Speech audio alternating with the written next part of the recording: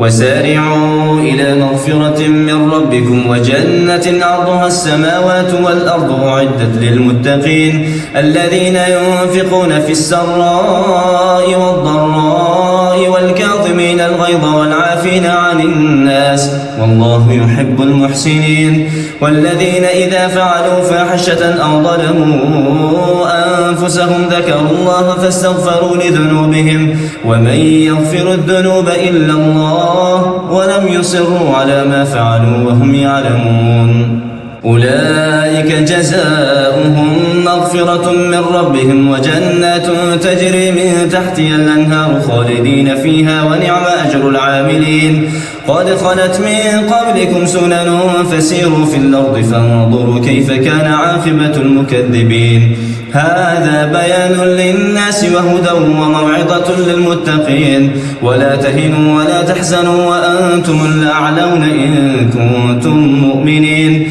إن يمسسكم قرح فقد مس القوم قرح مثله وتلك الأيام نداولها بين الناس وليعلم الله الذين آمنوا ويتخذ منكم شهداء والله لا يحب الظالمين وليمحص الله الذين آمنوا ويمحق الكافرين أم حسبتم أن تدخلوا الجنة ولما يعلم الله الذين جاهدوا منكم ويعلم الصابرين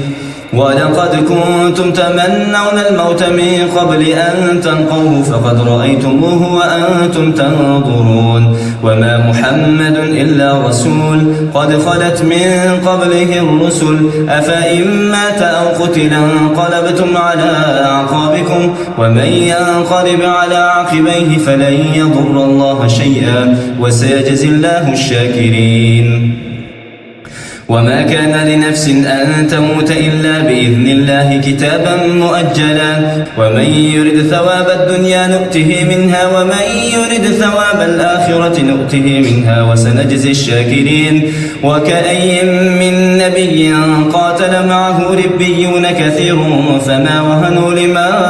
أصابهم في سبيل الله وما ضعفوا وما استكانوا والله يحب الصابرين وما كان قولهم إلا أن قالوا ربنا اغفر لنا ذنوبنا وإسرافنا في أمرنا وثبت أقدامنا وانصرنا على القوم الكافرين الله